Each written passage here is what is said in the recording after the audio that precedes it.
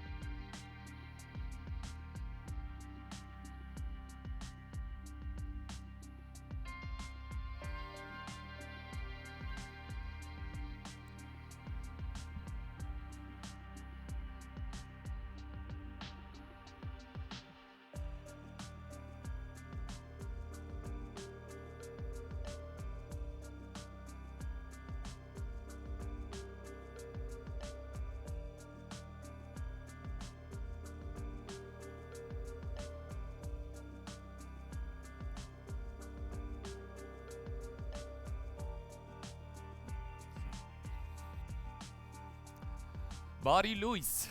Доброе утро. Good morning, ladies and gentlemen.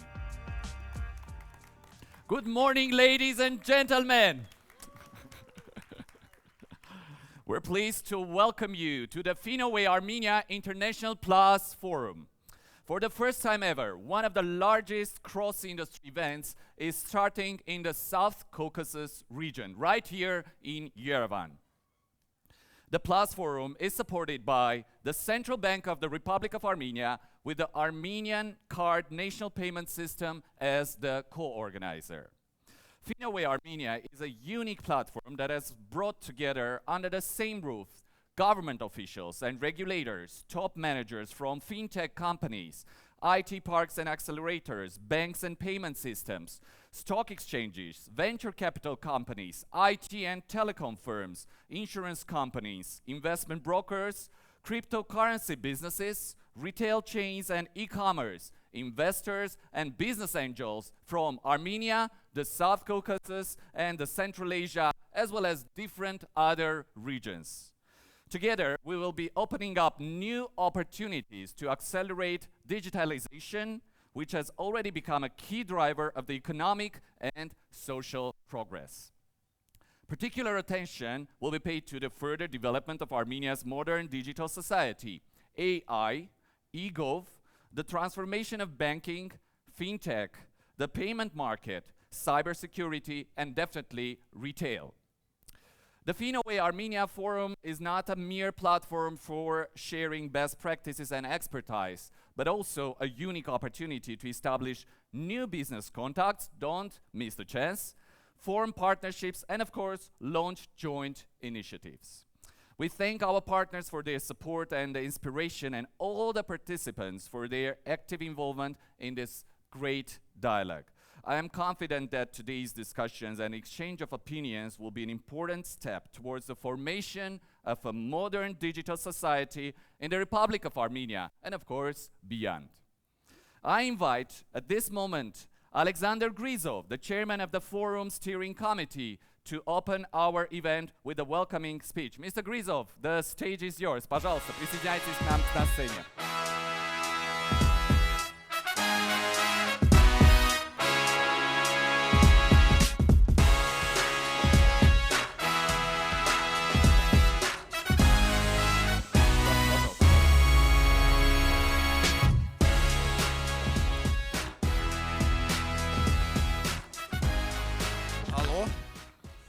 Барри Луис, good morning, утро доброе. Я мог бы добавить еще пару фраз, например, на эстонском «терехомикут» или на кисвахили «хабари заказе». Но я думаю, мы начнем с другого.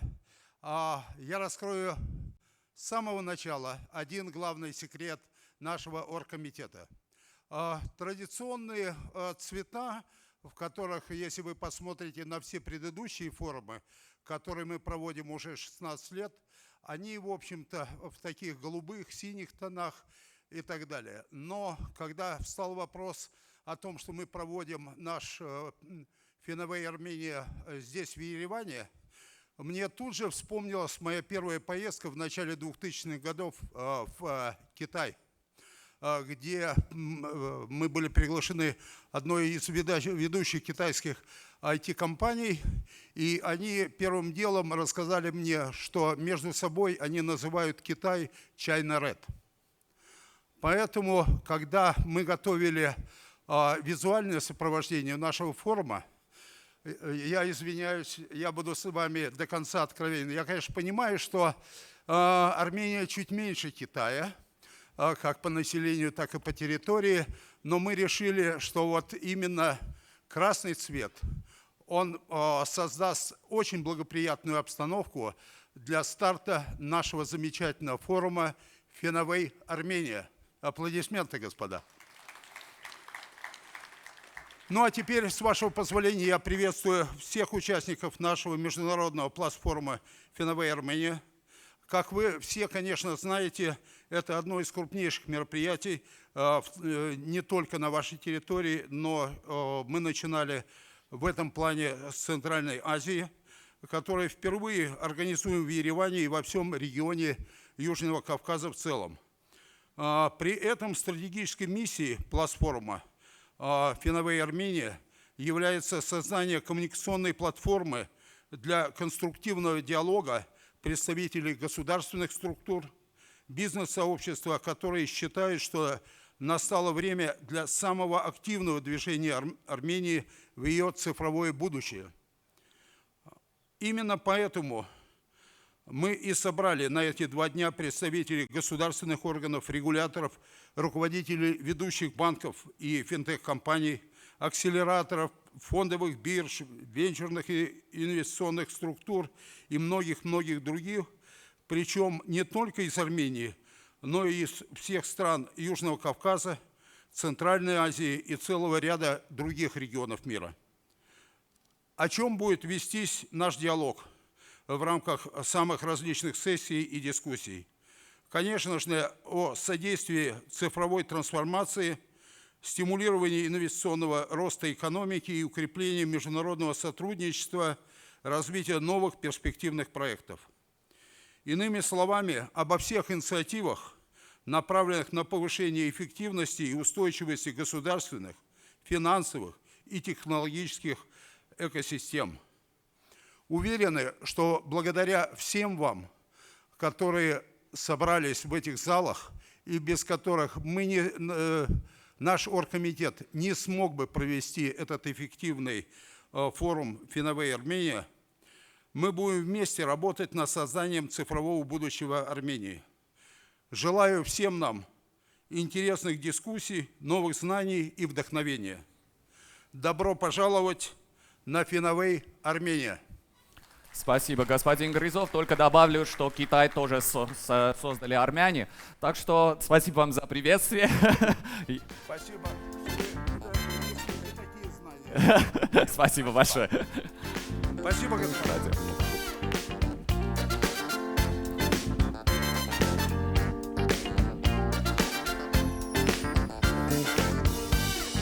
So the next we're going to have the welcoming speech by Konstantin Grizov, the Deputy Chairman of the Steering Committee. Ladies and gentlemen, let's give a big round of applause to Mr. Grizov on the stage. Konstantin, please, the stage is yours. Баров Дзес.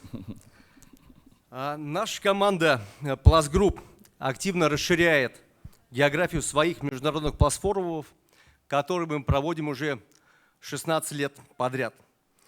И сегодня совместно с национальной платежной системой Armenian Card Международный PLUS форум при поддержке Центрального банка Республики Армения стартует. От имени всего оргкомитета хочу поблагодарить участников за интерес и вовлеченность к этому поистине грандиозному событию.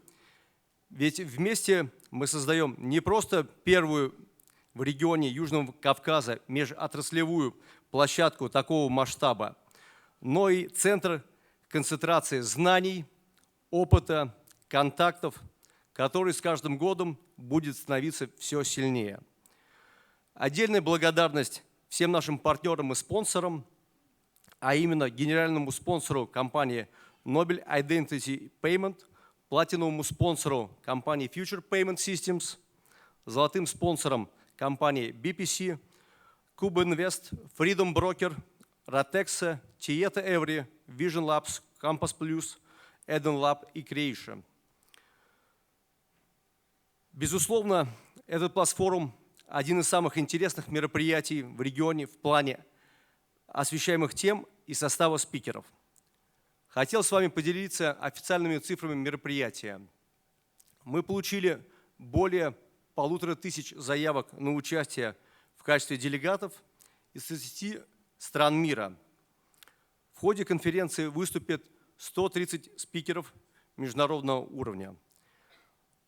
Среди стран-участников Индия, Китай, США, Великобритания, Объединенные Арабские Эмираты, Южная Корея, Япония, Россия, Узбекистан, Турция и многие другие страны.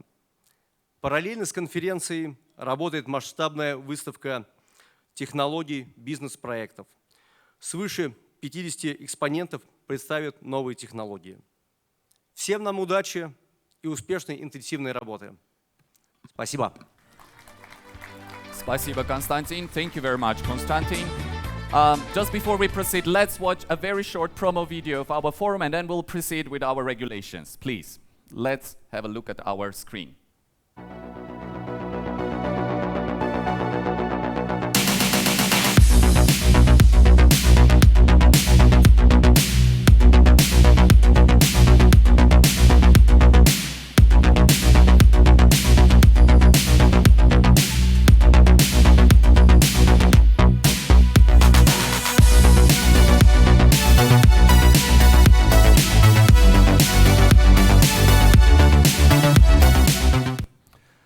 I think we can give a big round of applause because these numbers are indeed quite indicators and quite interesting ones.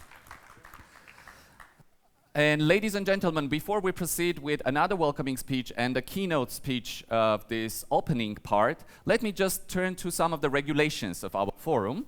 So let's spend just a couple of minutes on the regulations as mentioned by me. So when it comes to the location, the forum will take place in 2 conference halls. This is one of them. So this is the conference hall number 1. And the second one is right next to the Central Bank of Armenia's pavilion. It's right next to that one, and it's called conference hall number 2. The exhibition will be open from 9 to 8.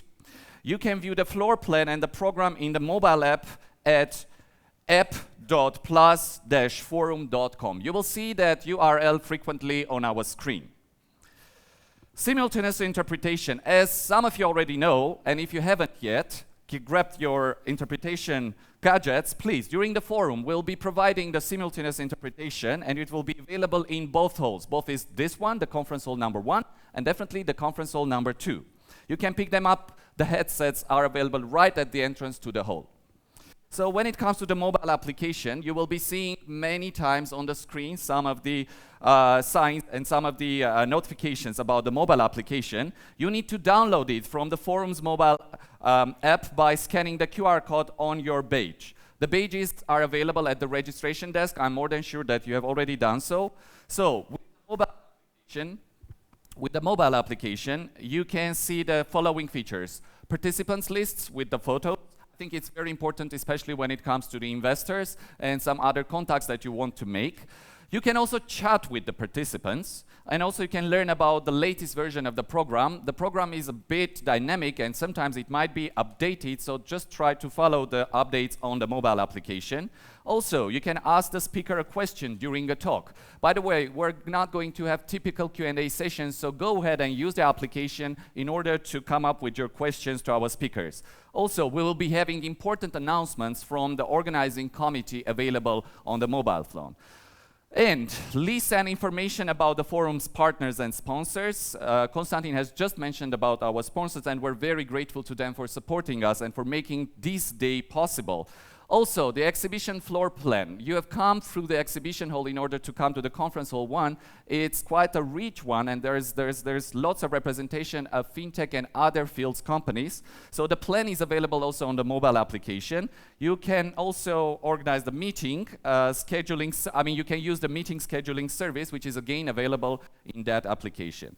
And when it comes to how we can ask questions to the speakers. So again, you need to open the mobile application, go to the program tab, and then select the desired session, and then tap the question mark, the button, choose the talk you'd like to ask a question about.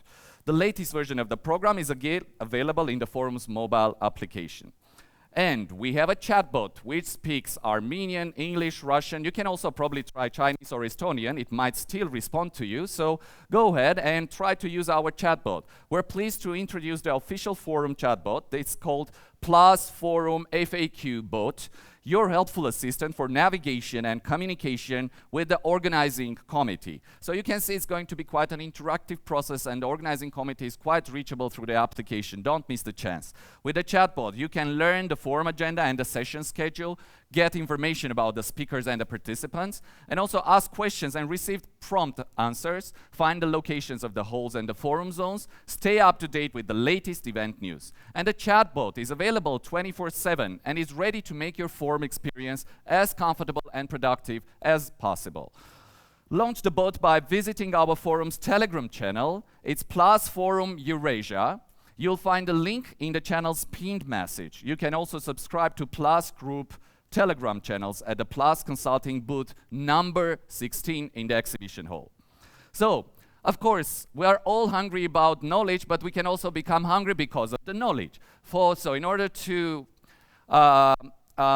organize the catering, our organizers has set a special zone for the catering, and it's available on my left side, on your right side. If you just enter from the hall, if you enter just to the hall, it's on your right side. So during the PLUS Forum, coffee breaks will be provided for the delegates, partners, and sponsors. And our volunteers and directional signage will help you to find your way. The parallel sessions. Colleagues, please also note that starting at 10, parallel sessions will run in both halls. We ask you to review the forum program in advance and to be punctual. We'll be trying to be very strict when it comes to our agenda, so indeed try to be punctual.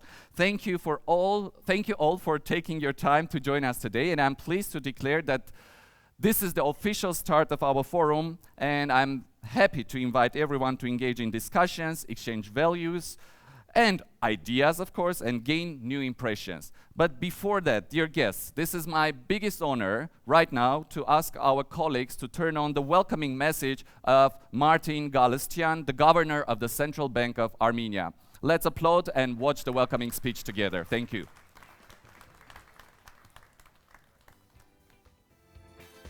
Dear friends, welcome to the International PLUS Forum Finoway Armenia, a true meeting of the minds that gathers innovators, policymakers, and visionaries shaping the future of finance and technology. Although I could not be there with you today, but I'm pleased to extend my greetings through this recorded address. The Finoway Forum covers a remarkable spectrum of ideas, touching upon everything from GovTech and RegTech to open banking, instant payments, and digital infrastructure. From AI applications in business and government to emerging world of blockchain technologies. The financial system is undergoing a profound transformation. New technologies are changing how we pay, lend, and invest. Innovation in finance has the power to reshape and enhance the products and services we're able to provide to customers. At the Central Bank of Armenia, we see it as our mission to enable that transformation by providing the right preconditions for sustainable and inclusive innovation. Together with our partners in government and the private sector, we have been building the foundations for digital society and economy in Armenia. Our digital transformation agenda is based on complementary pillars of digital identification, data interoperability, cybersecurity, and governance, following the best international practices. Our approach to digital transformation is systemic and institutional, rather than piecemeal. It allows us to take great leap forward into digital innovation and provides the private sector with precisely the type of digital architecture and foundation needed to innovate and introduce new digital solutions that will transform our society and economy. At the same time, we are taking several steps to accelerate innovation in the financial system. To this end, we are exploring the introduction of innovation facilitators, including innovation hubs and regulatory sandboxes. In the near future, we will be launching a public consultation with market participants to better understand the suitability of these tools and how they can best serve the needs of the Armenian market. During the Finoway Forum, I encourage you to visit Central Bank's stand, engage with our team, share your perspectives on the innovation facilitators, and take part in our scheduled talks. I also encourage you to explore the full breadth of topics at the forum. Visit different stands, engage with fintech innovators, IT companies, and international experts. Listen, ask questions, share your experience, and connect with those shaping the future of payments, banking, and digital services. Thank you, and I wish you an inspiring and very productive forum. Thank you very much, Mr. Galestian. So I think it was an important call. We will be definitely visiting all all the stands here, and again, don't miss the Central Bank of Armenia stand, because I think it's a rare chance also to come up with questions and also learn about the recent innovations and the ones that are expecting our country. Just before we proceed, we're going to have our keynote speech, and this is my biggest honor to invite here Mr. Hovhannes Khachatryan, the Deputy Governor of the Central Bank of Armenia, who will be talking about the current trends and development of the financial sector in Armenia. So, Mr. Khachatryan, the stage is yours, please. Barry Luis, dobro utro. Good morning, everybody. Pleasure to see this big number of bright people here in Yerevan this sunny day, November day. Sorry about this weather. Some of you may be reluctant to go back, but we can have you more than during this two-day event. Dear guests, dear partners, financial technology sector colleagues, esteemed guests, we are kicking off this wonderful event. This is the first in its kind forum organized in Armenia together with PLUS, and we are very excited about that. What's going on around us right now? We are in this bigger region of South Caucasus and Central Asia, which is under the focus of all politics, global trade, logistics, investors, and it attracts really, we feel that passion from abroad. It attracts capital investments, entrepreneurs, and talents here. And this is the right place and the right time to have this kind of wonderful event. The innovation is driving our societies, our countries, and this is the real driver of growth and prosperity. And human capital and technologies is critical, especially for this kind of small countries as Armenia is. Mr. Grizov is right. Armenia, together with China, we are together almost 1.5 billion people.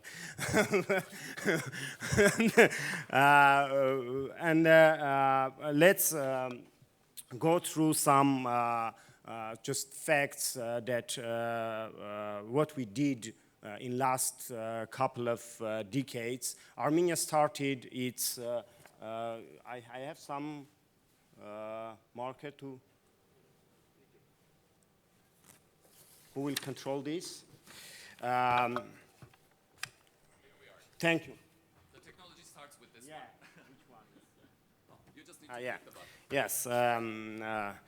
We have started our institutional reforms very early, in early 2000s, and all the Basel III adoption, the consumer protection ecosystem with the financial mediator, the mandatory insurance, deposit guarantee fund, establishment of Armenian card as a national payment infrastructure, centralized credit bureau, national mortgage refinancing organizations, stock exchange in the group of Warsaw Stock Exchange now, and many more institutional layers that we establish. It's a strong ground for further developments. And about some recent trends in last couple of years, the cashless economy and e-governance, e-economy, e-society generally is under the focus of central bank, of the government, and the businesses. The cashless payments increased 22 times in last 5 years,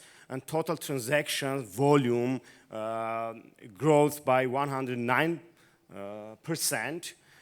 We have covered the whole country from every small village to small groceries and shops, the payment infrastructure supporting the major local and international payment services.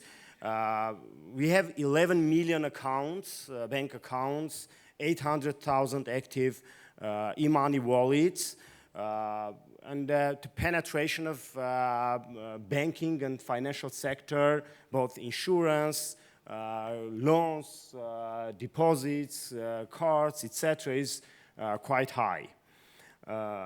Second, we would like to emphasize the openness of Armenia towards the world. the new ideas, innovation, new companies, and cooperating with all regions. We are the part of Eurasian Union. We are in this very interesting region. We are partnering with different countries throughout the world. And international payments increased by 4.5 times in last 5 years. Armenian card, for example, is increasing its interoperability with different international institutions, with different national infrastructures to make the seamless payments globally. Let's remind you that we are a diaspora nation. And it's very usual for us to serve diaspora accounts. We have customers from all continents, and this is not something new for us. The world is opening up, and we are ready for this openness from this moment. Further about the new technologies, they're coming, the crypto market and technologies is just an example. We decided to go through holistic regulation of the system. Just on the right side is some figures that these astonishing figures, high growth of now $3.5 trillion market cap is already very serious, $150 billion global trading volumes. Armenia, by acceptance index, is somewhere in the middle by 79%. We want to be to go forward slowly but surely. We don't want to compromise our financial system by technology just itself. And on the left side, just our thinking process that we are technology neutral. Whatever we are regulating, it's same activity, same risk, same regulation approach. And we want to be active listeners what the industry is doing and reflecting that, but without jeopardizing the main pillars of prudence in the country. And financial stability and consumer protection is one of the pillars that we would like to control, and compliance of AML-CFT is non-negotiable, and market conduct and competition is also very important. Just one case that, according to our legislation, this all crypto world should be cashless. It's, we see some criticism that it's restricting the market, but these markets are about innovation. These markets should not, at least, be about money laundering or crime.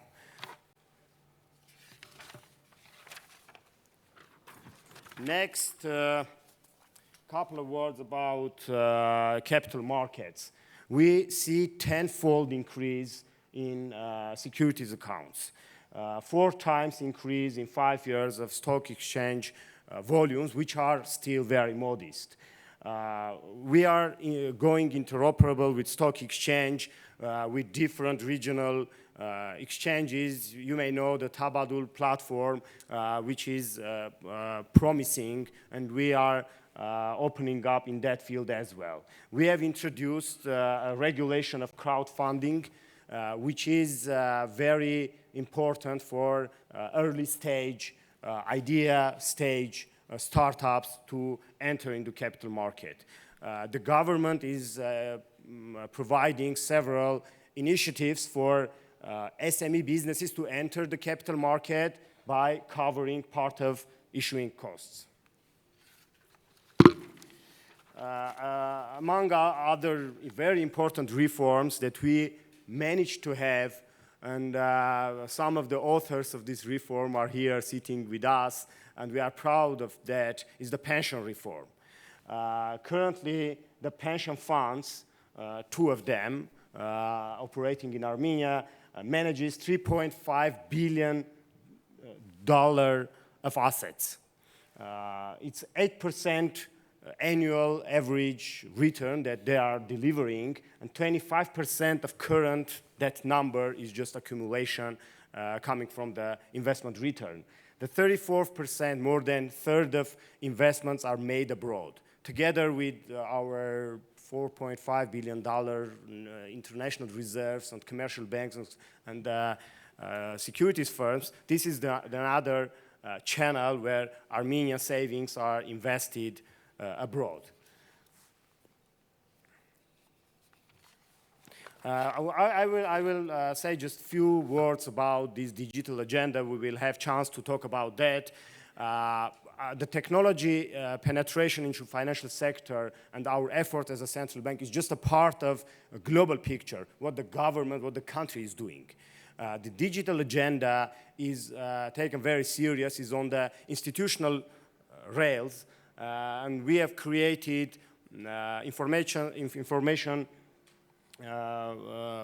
system agency in Armenia, which will oversight public and private infrastructures and services, set standards for interoperability, set standards for cybersecurity, and we believe that innovation and technologies are the only source for good governance, for better services in financial sector and in other sectors and in public sector as well. And these all systems should work interoperability. You cannot make innovation in financial sector when you have some problem in public sector or in other services. That is a well-known quote that we have to create it. It's prediction of the future is a waste of time. The other day I was listening to a Russian famous psychologist. He's talking also about technology. And it's really very hard to imagine what will be the future of banking, how AI will penetrate in our life. As we couldn't predict how, for example, telecom, internet could affect our lives. We couldn't imagine that.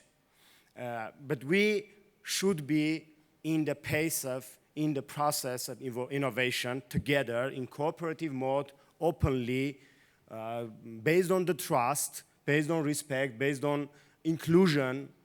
And we believe that our initiatives in different areas of open banking, open finance, the interoperability system, the cross-border initiatives, all is complementing each other, and we believe in bright future, and we believe that Armenia in this wonderful region will be one of the main local centers for excellence, for technology, for financial services, and for generally for development of our society. Thank you very much, and I wish you great panel discussions, great meetings. It's very important to meet to each other. I hope you have a lot of business cards with you to share with other colleagues.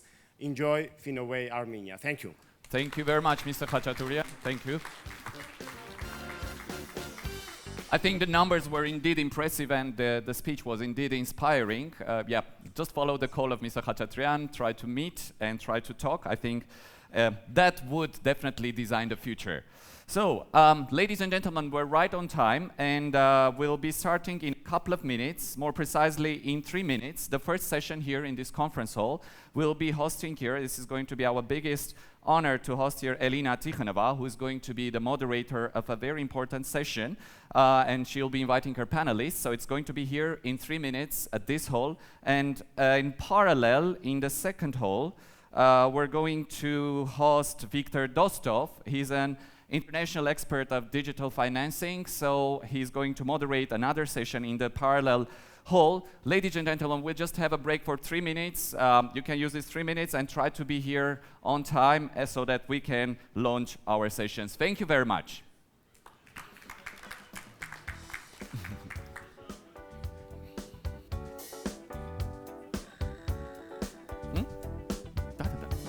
Yeah.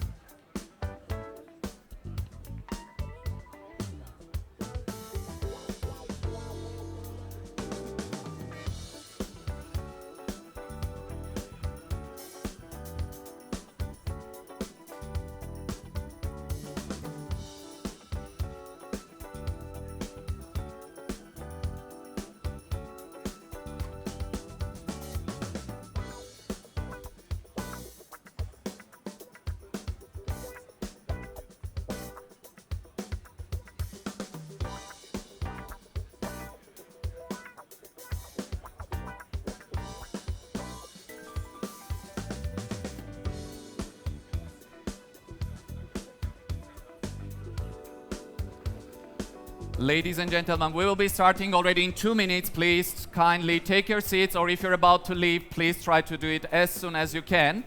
The second hall is also ready. Please just make sure you're already taking your seats and not standing in the corridors, because we're about to start our first session of the day. Սիրելի տիկնայք եւ պարոնայք, կխնդրեմ զբաղեցնել ձեր տեղերը, եթե պետք է գնաք հաջորդ սրահ, խնդրում եմ այն իրականացնել հնարավորինս արագ, որպեսզի ազատենք միջանցքները։ Շնորհակալություն։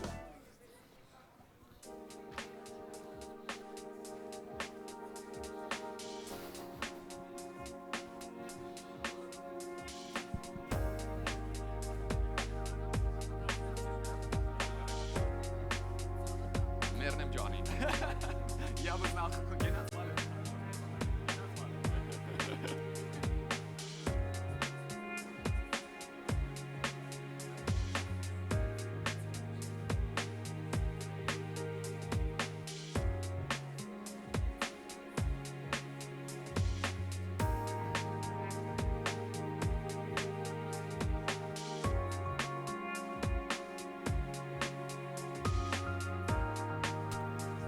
Ladies and gentlemen, we'll be starting in just 1 minute. Please kindly take your seat, and if you're sitting somewhere in the behind, just come closer to the stage. Սիրելի ներկաներ, մենք սկսում ենք 1 րոպեից, կխնդրեմ արագ զբաղեցնել ձեր տեղերը, որպեսզի չուշացնենք օրակարգը։ Շնորհակալություն։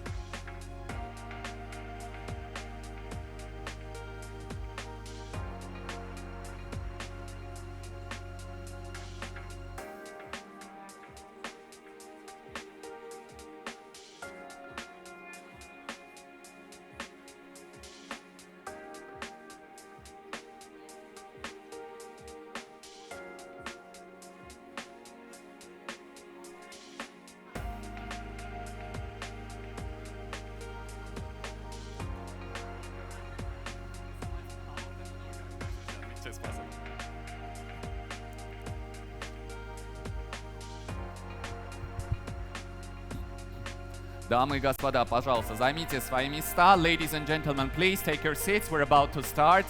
Սիրելի տիկնայք եւ պարոնայք, խնդրում ենք զբաղեցնել տեղերը, մենք շուտով մեկնարկում ենք եւ սիրելի հյուրեր, եթե նստած եք հետին հատվածում մեր սրահի, խնդրում եմ մի փոքր եկեք առաջ դեպի բեմահարթակը, եթե կարելի է.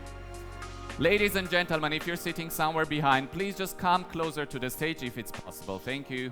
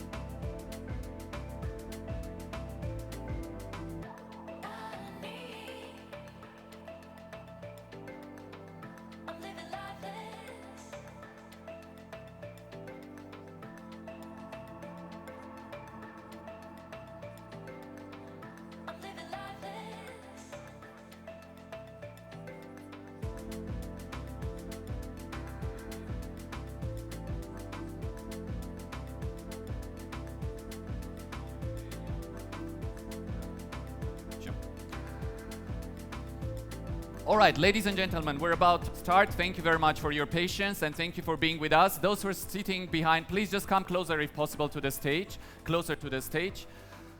So, we're starting with the session number 1. Цифровые государства и экономики. Армения. Движение к современному цифровому обществу. GovTech. Электронные сервисы в госуправлении. Модератор Элина Тихонова, руководитель инвестиционных программ, телеканал РБК. Давайте поприветствуем ее. Let's give a big round of applause to Elina. Elina Jan, the stage is yours.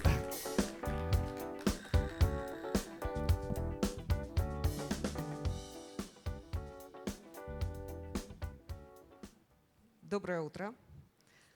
Я очень рада приветствовать всех на первой сессии Международного PLUS Форума «Финовые Армения». Вообще очень рада оказаться в Армении в очередной раз. PLUS Форумы проходят уже 16 лет, но вот на Южном Кавказе впервые. Очень приятно, конечно, что первой принимающей страной в этом регионе стала именно Армения. И что форум поддержал Центральный банк республики, а соорганизатором форума стала национальная платежная система Armenian Card, АРКА. Армения в последние годы проводит очень активную цифровую трансформацию, особенно в финансовой системе. Вот о ее ключевых направлениях, о главных трендах, о том, что будет формировать наше будущее в этой области, мы сегодня и поговорим. Я очень рада представить наших спикеров. Геворг Манташан, первый заместитель министра высокотехнологической промышленности Республики Армения. Нерсес Ерицан, директор агентства информационных систем Армении. Алла Бакина, директор департамента национальной платежной системы Банка России. Дмитрий Дубынин, генеральный директор национальной системы платежных карт НСПК. Онлайн с нами будет Шини Со, директор по развитию бизнеса Tencent Cloud International. Карен Мкаян с нами живьем, к счастью, доктор наук и генеральный директор IMID. И Микаэл Маргарян, генеральный директор Cube Invest. И также совсем скоро к нам присоединится Аганес Хачатрян, заместитель председателя Центробанка Армении, который в последний момент удалось уговорить стать участником тоже нашей пленарной сессии, чему я очень рада. Но прежде чем… Все в сборе. Начинаем. Прежде чем начнем, я бы хотела обратить внимание наших гостей, что у всех есть возможность, я предлагаю ей активно пользоваться, задать вопрос любому из наших спикеров, ну или всем сразу. Загружайте, пожалуйста, если вы еще не сделали мобильное приложение форума по QR-коду, вот где-то он тут на экране есть, там нужно будет авторизоваться по своему App-ID, он указан на вашем бейдже, в общем, там дальше все просто. В приложении находите список всех участников, чат с участниками, актуальная программа форума и специальная форма там есть такая, называется «Задать вопрос спикеру». Нужно зайти во вкладку «Программа», выбрать нужную сессию, нашу в данном случае, и нажать на знак вопроса и написать там любой свой вопрос. Я буду за этими вопросами следить и в конце специально оставим немного времени, чтобы эти вопросы задавать. Также, если не хочется писать, можно будет задать вопрос живьем, устно, прямо из зала. Тут будут волонтеры с микрофонами, поднимаете руку, даем вам слово, задаете вопрос, коротко представляетесь. В общем, вот такое живое общение тоже очень хочется сделать. Ну что, давайте тогда начнем. Если какие-то вопросы будут по приложению, там, как задать вопрос, пожалуйста, обращайтесь к волонтерам, вам всегда подскажут. Геворг, вам первое слово хотел бы дать. Армению смело вообще можно назвать примером успешного и эффективного взаимодействия государства, бизнеса и общества в области финтеха. Вот прямо сейчас какие задачи, какие первоочередные цели перед вами стоят для укрепления, скажем так, технологического лидерства страны? Лучше в микрофон, да. Можем ли мы говорить на армянском языке? У нас будет мультиязычная сессия. Есть ли у нас переводчик на английский и русский? Боюсь, что нет. Я тогда предлагаю на русском или на английском, на каком удобнее? Переводчик на английском есть синхронный перевод. Ну ладно, тогда поговорим на русском. обычно мы говорим на армянском на таких мероприятиях, где мы присутствуем. Это прошу иметь в виду в дальнейших таких мероприятиях. Спасибо за приглашение. На самом деле, я извиняюсь, мне надо будет через 15-20 минут уже уехать. Надеюсь, могу ответить на некоторые вопросы, которые будут у аудитории. Хочу поблагодарить организатора за такую возможность и за возможность выступить перед вами. И на самом деле соглашусь с назначенным таким вопросом, что мы замечаем, что у нас есть в регионе определенные конкурентные преимущества, где мы можем конкурировать не только в регионе, но и в глобальном рынке. Мы в начале этого года, с января, представили очень такой, наверное, инклюзивный пакет поддержки нашей экосистемы, который именно работает в IT, хай-тек индустрии, естественно, включая и финтек. Там есть и налоговый пакет поддержек, и поддержка так называемой R&D. И мы не скрываем, это на 7 лет объем поддержки в районе $500 миллиардов на такой промежуток времени. И мы, естественно, делаем, чтобы поддержать конкурентное преимущество нашей экосистемы. Какие вызовы у нас стоят? Естественно, новости, наверное, не скрою. Во многих странах, кто побывал, наверное, многие слышали, не буду называть страны, конечно, каждый себя старается называть силиконовым долиной региона или силиконовой еще чем-то, и какой-то технологическим хабом. Это очень красиво звучит, но на реале надо еще и очень успешно уметь это реализовать. Мы не скрываем, что наши конкурентные способности и преимущества присутствуют в плане наших кадров и системы обучения, образования, и, наверное, не секрет, и инклюзивности, открытости общества, принятия новых решений и адаптации. Я на самом деле уже давно, наверное, использую слово «горжусь», что у нас появилась, наверное, один из первых на постсоветском пространстве национальная платежная система «Арка».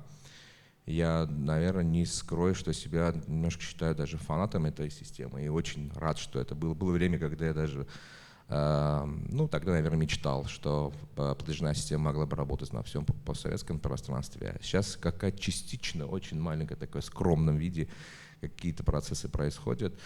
Но, наверное, это такой интересный исторический момент был, когда мы заметили важность направления в этом и начали в это инвестировать. Сейчас у платежной системы есть много вызовов для развития. Центральный банк представил, это оставлю моей коллеге из Центрального банка, чтобы комментировал насчет цифровых активов, какая у нас в этом плане направление. Мы в этом плане нередко обсуждения проводим для дальнейшего развития, как мы это видим для Армении. И я думаю, что будущее очень, на самом деле, интересно и очень много возможностей открывает. Но не скрою, что мы очень объемно начали последние несколько лет инвестировать в инфраструктуру для того, чтобы создать возможный потенциал для дальнейшего роста. Мне кажется, это такая основа для того, чтобы в дальнейшем развиваться и держать конкурентоспособность и привлекать больше участников. Георг, можно я немножечко уточню, потому что вы здорово заинтриговали своей мечтой о том, чтобы Арка работала не только в Армении, если я вас правильно поняла, и вы обозначили какие-то небольшие шаги в этом направлении.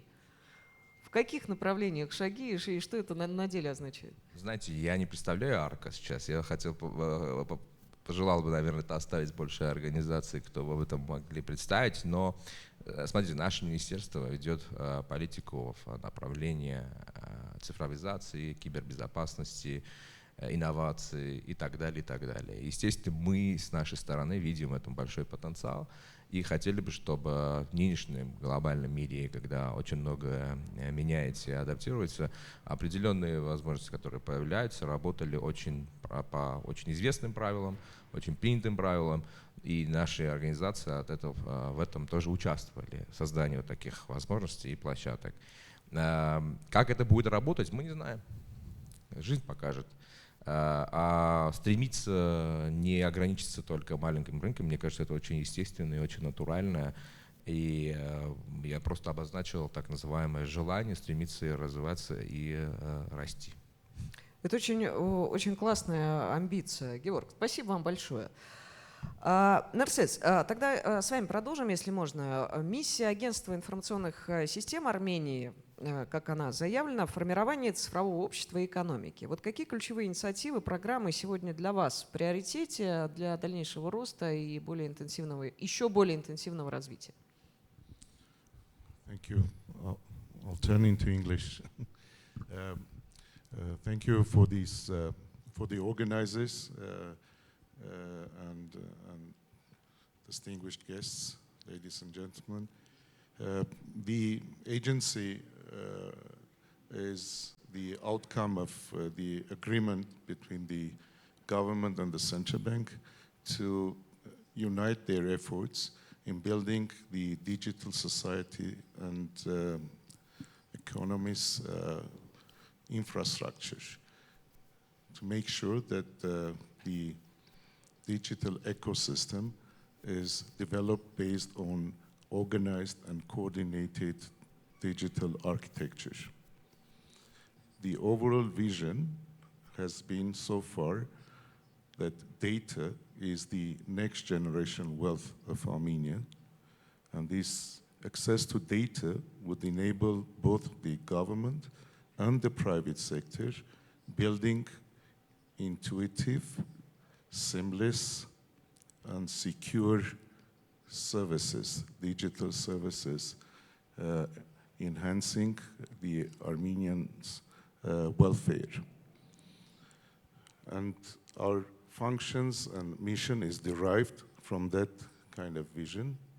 The mission is not only creating digital services and infrastructure or digitalizing those kind of systems, but also making sure that these are used at scale, that most of the Armenian population is utilizing both in their private and public sector kind of related life.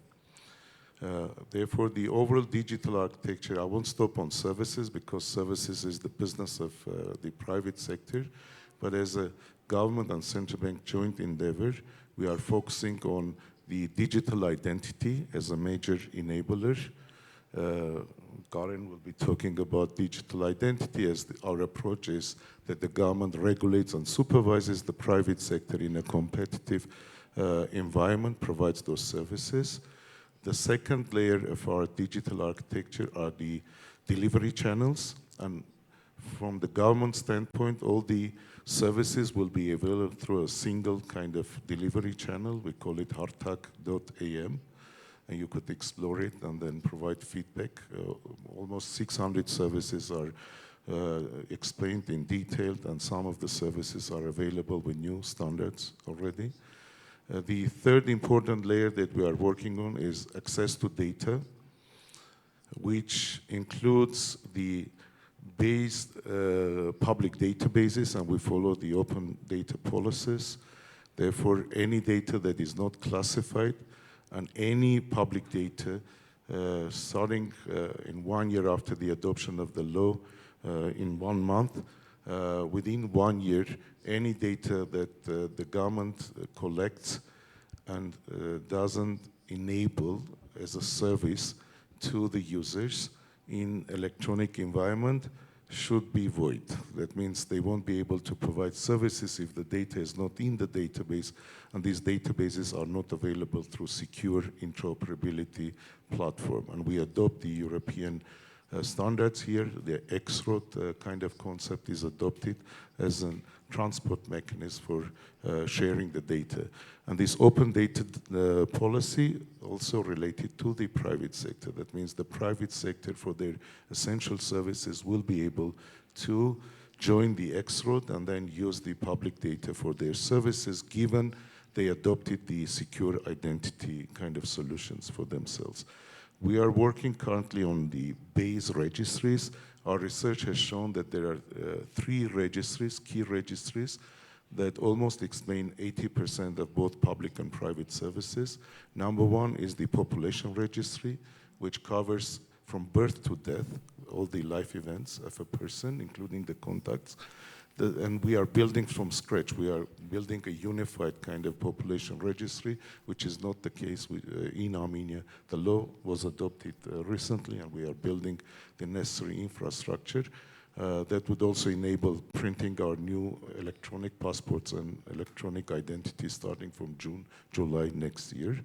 And then basically the second registry is the company commercial registry, which is also on its way. We are building the new one. And the third one, addresses.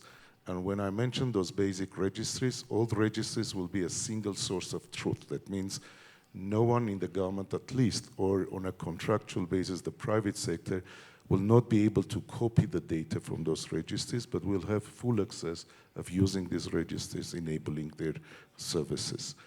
The last point is these cloud policies, and we have adopted cloud-first policies and working towards creating not only cloud-based infrastructure, but enabling services both for private and public sectors through software as a service or platform as a service ecosystem or marketplace as we call. And lastly, I want to stop on cybersecurity. On cybersecurity, the country has made a major move forward. The cybersecurity law, again, will be adopted soon. And with that, we will have an independent regulatory and supervisory agency. And ISAA, the Information Systems Agency of Armenia, will be transforming itself into this regulatory and supervisory body, which will set the data and cybersecurity standards, as well as will define the critical cybersecurity infrastructure and adopt necessary standards and rules and regulations, and therefore will also supervise it. And that includes the financial sector. And I want to conclude with the memory why we have started all this endeavor, because there are three things that are common both for the financial sector and the government efforts. That's why both the government and the central bank have united their efforts. Number one is the identity at the national. As a smaller nation, we need to have a unified standard. Second is access to data, and like open banking is also about open data policies in the finance industry. Therefore, the rules are the same and the legal basis are the same. And third, cybersecurity.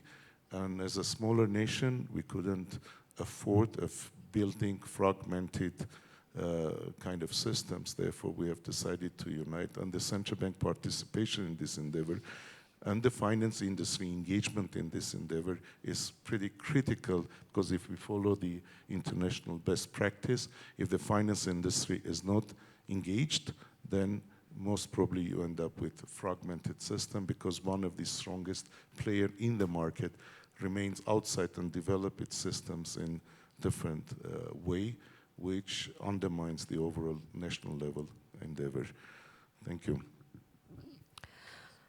Дарсия, спасибо большое. Будет очень интересно сравнить вот тот путь, который выбрала для себя Армения в области кибербезопасности и финтеха в целом, с тем, куда движется сейчас Россия, насколько наши пути скоординированы и похожи. Мы сейчас продолжим об этом говорить уже с российским мегарегулятором. Но пока, так как Геворга нам надо будет отпустить уже совсем скоро, в приложении вопросов пока не вижу. Если можно, если из зала есть у нас вопросы, давайте один вопрос. Мы готовы сейчас принять буквально коротенький. Никто пока не решается. Геворг, в общем, не сильно и расстроен. Но если что, я напоминаю, что форум идет 2 дня, и в кулуарах тоже можно будет общаться и вопросы задавать. Спасибо большое. Алла Станиславовна, ну что, сверим взгляды. Да? Насколько российский регулятор думает примерно в ту же сторону? Вот какое вообще, на ваш взгляд, платежное будущее нас ждет и какие тренды будут формировать индустрию завтрашнего дня? Спасибо большое. Спасибо, Елена, за вопрос. Отдельное спасибо и организаторам этого форума, и прекрасной Армении за такую прекрасную атмосферу и солнечную погоду. Но возвращаясь к вопросу, платежи и расчеты занимают ведущее место в любой экономике, и не зря их сравнивают с кровеносной системой, да, любой финансовой системы. Поэтому развитие цифровой платежной инфраструктуры в фокусе, я думаю, любого регулятора, любого правительства, и мы тоже не являемся здесь исключением. У нас это один из стратегических приоритетов Банка России. Современная платежная инфраструктура, она служит и повышению доступности финансовых услуг для граждан, для бизнеса, и в том числе влияет на издержки. И, конечно, для нас задачей является снижение этих издержек. Сегодня банки знают о своих клиентах значительно больше, чем знали 10 и даже 5 лет назад, и в значительной степени эта информация доступна благодаря платежам. Потому что, во-первых, их много, и только вот по нашей статистике официальной у нас каждый российский гражданин в среднем совершает не менее 2 безналичных платежей. Во-вторых, в платежах есть масса дополнительной информации, которая позволяет финансовым организациям фактически персонифицировать свои продукты, сервисы, отвечая на потребности своих клиентов.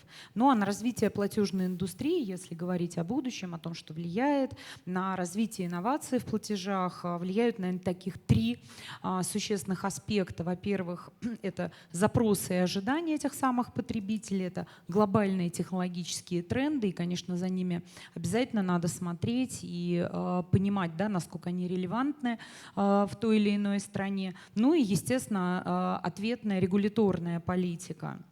Вот, наверное, несколько значимых таких технологических трендов, их проявлений я бы могла сейчас отметить, которые сформировались за последние 3-5 лет, и мы считаем, что они фактически и предопределяют наше платежное будущее. Первое – это существенное расширение линейки платежных инструментов. Да, если буквально недавно это были карты, ну и электронные кошельки, и это было наше, наверное, такое основное безналичное средство, то сейчас к ним добавляются и платежные приложения, и различные системы быстрых платежей, instant payment, биометрия, цифровые валюты центральных банков, ЦФА, криптовалюта в тех странах, государствах, где допускается использование его как средство платежа, и различные оверлей-сервисы, которые вокруг этого выстраиваются. Вот по оценкам аналитиков, доля таких, да, альтернативных дополнительных платежных инструментов увеличивается, темпы роста операций с картами значительно снижаются, и мы это видим и по нашим цифрам, по нашей статистике. Тенденция очень схожая. Вот на не карты и кошельки в общем объеме безналичных транзакций уже приходится почти 14%, а еще в прошлом году их было меньше 6%. И фактически это приводит и к развитию новых форм эквайринга. Это и оплата по QR-кодам, различные мобильные эквайринг, различные облегченные софтпосы, биометрический эквайринг, оплата по Bluetooth и так дальше, и так дальше. Ну, про цифровые валюты центральных банков тоже можно долго говорить, этому много уделяется времени в повестке разных стран, кто-то с разной степенью продвинулся или пересмотрел свое отношение. Но здесь мы, например, как Россия, видим значительный потенциал именно в технологии, которые используются на цифровых валютах центральных банков, в смарт-контрактах, когда именно технология позволяет существенно, да, автоматизировать платежи при наступлении определенных условий. Здесь мы видим значительный потенциал, опять же, за счет упрощения цепочки платежей, за счет выстраивания, да, так называемых умных платежей, а это сокращение издержек, увеличение скорости, это все то, что что требуется конечному потребителю. Ну, системы быстрых платежей давно прочно вошли в нашу жизнь, и здесь функционалы, доступные сервисы только тоже расширяются. Еще один тренд можно выделить – это биометрия. В ряде стран она получила достаточно широкое распространение и стала, да, таким базовым ID. В ряде стран только начинает формироваться доверие потребителей к этой технологии. Где-то очень аккуратно на это смотрят, но то, что это тренд, это факт, и это можно констатировать. Ну и фактически эти тренды отражают не только выбор клиентов в пользу цифровых инструментов, но и усиливают давление на традиционные бизнес-модели. Тоже вот несколько цифр. Когда готовилась к этому форуму, да, по оценке Boston Consulting в международном платежном бизнесе, доля нетранзакционных доходов растет последние 5 лет. И ожидается, что по итогам этого 2025 года она составит почти 58%. То есть, видите, уже такое, да, перераспределение в общих доходов платежного бизнеса идет в пользу нетранзакционных доходов. И это тоже глобальный вызов, да, потому что нужно адаптировать свои бизнес-модели, они должны пройти проверку временем, подстроиться, да, и обеспечить вот тот самый баланс разных участников платежного процесса. Ну и цифровая инфраструктура государства также развивается, оказывает влияние на развитие платежной сферы. У нас в России в свое время, да, создание единой биометрической системы дало новый импульс введению, да, биоэквайринга. Различные государственные бюджетные платформы, у нас это ГИС, ГМП, позволяют гражданам и бизнесу оперативно узнавать свои бюджетные начисления и бесшовно оплачивать платежи в бюджет, и деньги там оказываются мгновенно. Цифровой профиль упрощает банкам и бизнесу получать данные о своих клиентах, естественно, с их согласия. Ну а взаимодействие платежных сервисов и цифровых инфраструктур в принципе дает, да, значительный такой синергетический эффект. У нас, например, встраивание системы быстрых платежей в порталы государственных муниципальных услуг фактически упростило платежи в бюджет по одной кнопке и моментально, да, обеспечивает доставку средств в бюджет, увеличивая оборачиваемость, ускоряет эти процессы. Механизмы, реализованные прямых социальных выплат по номеру национальной карты, также ускоряет адресную доставку бюджетных средств людям и также сделала процедуры получения этой адресной помощи очень простой, удобной и доступной. Электронные сертификаты позволяют обеспечить целевое использование мер поддержки и делают их тоже более эффективным. Ну и тут потенциал не исчерпан. Вокруг этого взаимодействия строятся новые и новые сценарии, открываются новые возможности. И здесь большую работу и участие проводит национальная система платежных карт. Вот, Дмитрий, мой коллега, здесь находится, но я думаю, что он расскажет о планах в этом направлении точно лучше меня. Спасибо большое. Алла Станиславовна, один уточняющий вопрос. Да, к НСПК мы сейчас обязательно перейдем. А мы готовы экспортировать, скажем так, вот эти наши технологические решения? Ну, конечно, мне кажется, мы это делаем достаточно успешно. То есть есть и запросы, есть и примеры такие? Есть запросы, есть реальные работающие решения, да, конечно. Спасибо. Хорошо, Дмитрий, тогда с вами продолжим. В России стоят, как и в Армении, глобальные задачи по развитию процессов цифровизации. И вот НСПК в рамках решения этих задач разработала целый ряд платежных сервисов для безналичных платежей, для социальных выплат.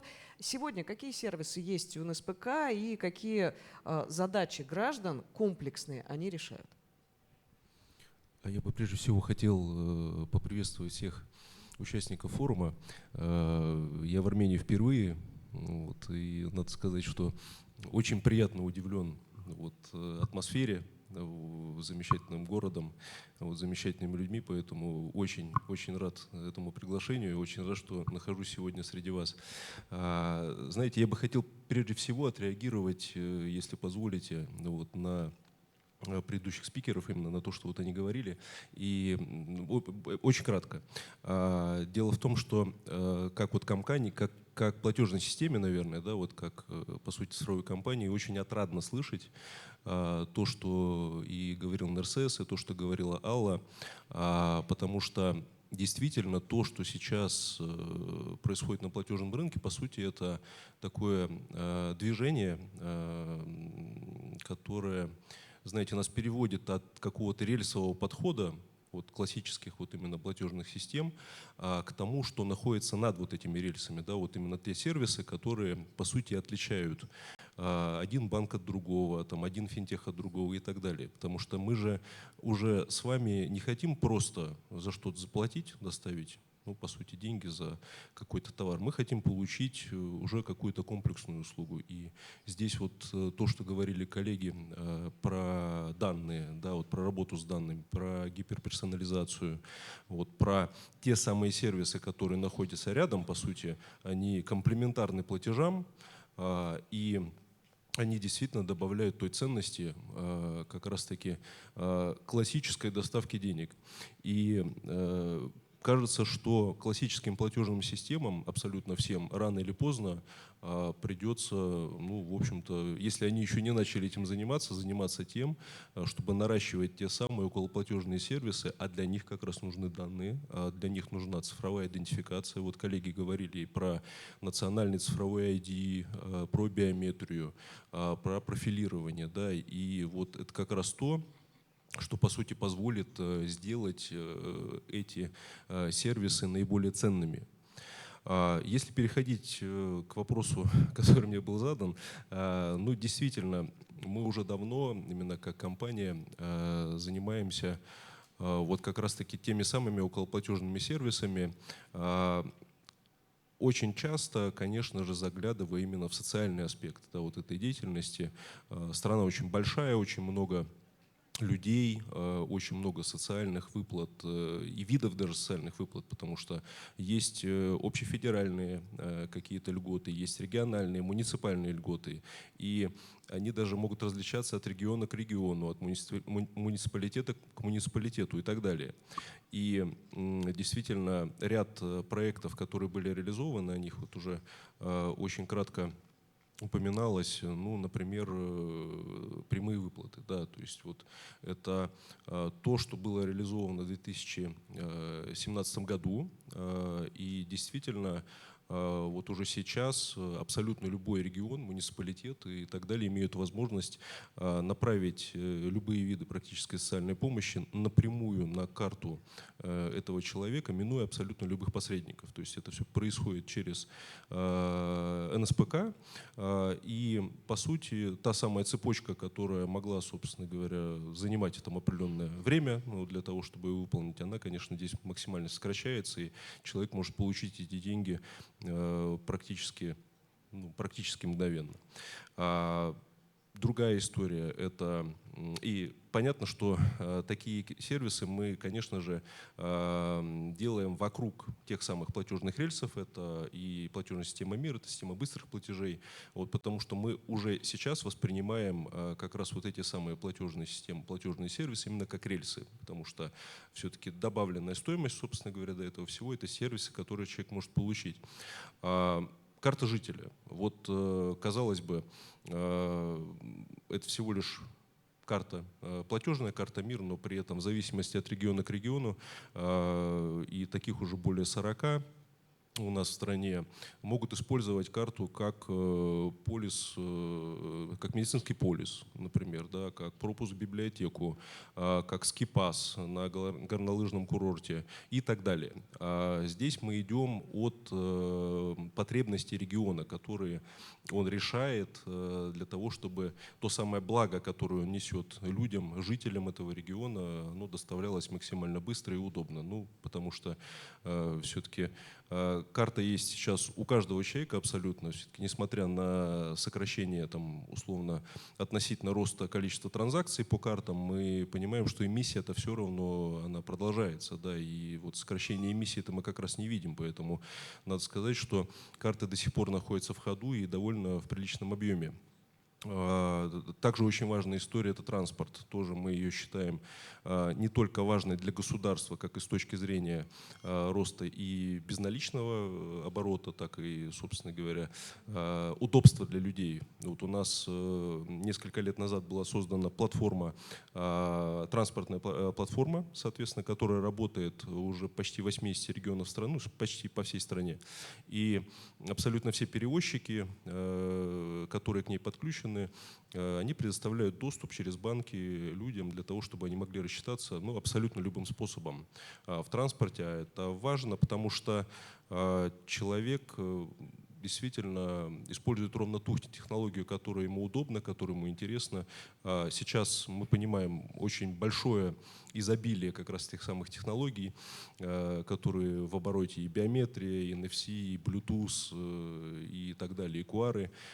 Но при этом люди пользуются ровно тем, чем считают нужным. И это зависит во многом и от возраста, вот, и, в общем-то, наверное, от тех страхов, наверное, да, и мыслей, которые есть там у людей до сих пор по поводу новых технологий. Потому что, я не знаю, как вот у вас, но такие технологии, как биометрия, они, конечно же, вызывают определенные мысли, наверное, да, определенные страхи у людей, и это все нужно снимать. Мы видим уже сейчас, понимаем, что об этом нужно как можно чаще говорить и объяснять о том, что такая технология может, в общем-то, дать, какое удобство она приносит человеку, но и при этом, как человеку нужно при этом, что называется, заботиться о своих персональных данных.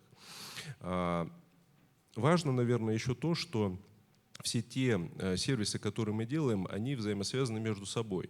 У нас также есть и платформа лояльности, которая позволяет как и нам, как оператору платежной системы, доносить определенные предложения, скажем так, да, именно лояльности до своих клиентов, так и абсолютно любой организации, абсолютно любому банку, которому это нужно, стать пользователем, по сути, этой платформы и таким образом также присоединяться к мотивации клиентов, вот, работе с ними, выстраиванию как раз вот тех самых партнерских отношений. Надо сказать, что мы совсем вот недавно, мы буквально на Финополисе об этом рассказывали, мы пришли к мысли о том, что все абсолютно то, о чем я говорил, должно работать, наверное, в таком едином конструктиве. То есть все вот эти платформы, о которых я рассказывал, они и так работают при взаимодействии между собой. Но при этом важно, чтобы то самое благо, которое мы пытаемся донести и доносим до людей, оно доносилось и с уровня федерального, и с уровня регионального, и чтобы там могли участвовать и бизнес, абсолютно любой бизнес и банки. Мы с Федеральным министерством цифровых технологий прорабатываем сейчас проект, мы назвали его условно «Моя карта МИР», за счет которого мы сможем объединить, так сказать, персонализировать, помочь человеку донести информацию о себе прямо сейчас, прямо здесь, на кассе, при покупке, для того, чтобы можно было показать не только все свои социальные статусы, которые могут позволить человеку получить в моменте скидку, либо вообще получить услугу бесплатно, но также воспользоваться теми программами лояльности, которые он имеет в каких-то магазинах, в каких-то организациях и так далее. Таким образом, мы сможем объединить, по сути, все, что, скажем так, человек накопил за время своей жизни, вот, покупая какие-то товары, будучи в определенном социальном статусе, будь это многодетный, будь это студент и так далее, да, для того, чтобы прямо сейчас получить скидку либо какую-то услугу бесплатно. Вот мы как я уже сказал, прорабатываем сейчас этот проект. Это будет довольно непростой, в общем-то, технологический проект, но движемся мы ровно туда. Ну, как я, наверное, начал свою речь, именно потому, что платежные рельсы — это то, что нам уже понятно, известно, и то, что, скажем так, будет меняться в зависимости от тех технологий, которые сейчас наиболее интересны людям, но при этом важно их использовать по полной. С выстроенными рельсами можно обеспечить доставку не только платежной информации, но и информации о человеке. Это самая гиперперсонализация. Спасибо. Так, что у меня? Все в порядке с микрофоном. Дмитрий, я хотела уточнить, то есть можно ли сказать, что моя карта мира — это вот еще один шаг в сторону унификации, но одновременно как будто бы и персонализации платежей? Конечно. Дело в том, что, ну, посмотрите, как развивались там платежи по картам. Да? Вот, неважно, какой банк-эмитент, вот, неважно, какой эквайр, вот, с картой могу подойти, рассчитаться абсолютно в любой точке. Точно по такому же принципу должна развиваться и биометрия, точно по такому же принципу и QR должны развиваться, и абсолютно все технологии, которые придут на рынок. Я как потребитель должен прийти в любой магазин и получить услугу, оплатив ее, соответственно, имея абсолютно любой инструмент на руках. Либо вообще не имея его, например, как в случае с биометрией, да, показав лицо. Поэтому кажется, что очень скоро вообще будет неважно, чем пользуется человек. Будь это карта, действительно лицо, либо другая модальность биометрии. Может быть, это будет мессенджер, может быть, это будет сам телефон, какое-то приложение и так далее. Важно, чтобы с помощью абсолютно любой технологии человек получать мог абсолютно одинаковое количество услуг и даже не думать о том, чем он пользуется сейчас. Спасибо большое. Мы тему биометрии продолжим совсем скоро с Кареном, потому что тут есть свои решения в этой области. Но сначала я предлагаю все-таки продолжить немножечко вот этот трек удобного и понятного гражданам оказания, в том числе государственных услуг, будь то социальные выплаты, либо какие-либо еще услуги. Хочу передать слово госпоже Шини Со, глобальная платежная экосистема Tencent. Она все-таки не только одна из крупнейших на мировом рынке, там через ее инфраструктуру больше 100 триллионов транзакций проходит, но и одна из самых высокотехнологичных, инновационных. Я бы хотела попросить поделиться вот опытом именно Tencent. Как с внедрением искусственного интеллекта, облачных технологий можно изменить сферу предоставления именно государственных услуг, при этом сохранив два самых главных параметра. Это доверие и безопасность пользователя и удобство пользователя. Can you hear me? Да, все в порядке. Okay. I think because of actually I have prepared some of the slide, maybe I can share on my slide as well. All right, can you see my slide? All right, is everything okay on the screen? Is it okay? Мы все слышим, мы все слышим. Да, спасибо большое. Okay, all right. Thank you so much. Hi, everyone. I'm Shinyi from Tencent Cloud, and I'm really happy to share with you today. So even though it's online, but I do hope that actually one day we can meet in person in beautiful Armenia to exchange more ideas. But today, I'd like to talk about the digital trust and how AI and cloud are helping the governments reshape the public service. And we'll look at one example that very close to our hearts. Okay, so this is actually the palm recognitions, the palm. So a technology that let you simply wave and pay. So what exactly is the palm recognition? It's a fast and secure service that allow you to access, identify, and also pay all with your hands. So you don't need the card, cash, or even a phone. And most importantly is respect user consent. The system only activates when you are intentionally stretch your hand over the device. And that's what makes it both user-friendly and trustworthy. So a key foundations for the modern governance. So now you may ask, so why palm and not face or fingerprints? So the reason is simple. It's because of it's safer, more private, and more convenient.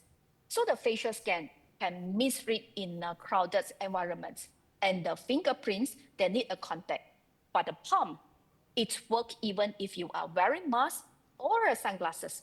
So it's also scanned under the skin, reading your vein pattern. So it is practically impossible to fake. So it's not just a high tech, but also a high trust. So let me show you actually how it works. So the system actually is look at a multiple layer. So your palm prints, okay, your palm prints, your handshake, and even the vein that detected with the near infrared light. Each person vein structure is totally unique. So even identical for the twins also are different. So these combinations of visible and invisible features to make palm recognitions extremely accurate and very hard to spoof. And in Tencent, we have been actually taken this technology to commercial skills. So our palm verification system already serves like 10 of millions of the user and has been deployed in thousands of locations. So recognitions take less than like 300 milliseconds. And the false acceptance rate actually is misidentifying someone is less than, like you can see, the 0.0001%. So basically, it's very accurate that it's meet the financial security standard.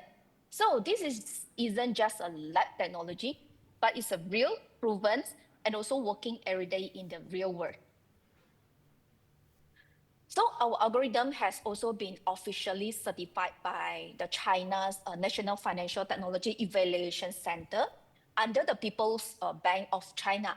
That means it's been tested to meet the same reliability required for financial institutions, which is a major step in building trust for the public service. So Tencent, as actually many of you know about us, operate one of the world's largest of the payment ecosystem through the WeChat Pay. So with over 1.3 billion monthly users and more than 100 trillion transactions annually.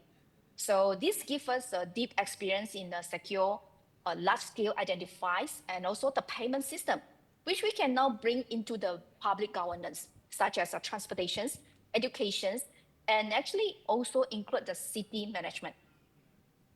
So you can see, palm recognition is already being used in an open real-world scenario. So in Beijing Daxing Airport, this is a subway.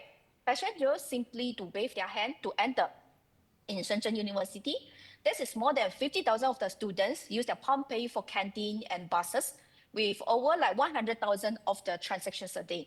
And merchant like 7-Eleven and the gyms, they use it for convenience, touchless of the payments. So this example is show how digital trust can improve every day, from transit to retail to education.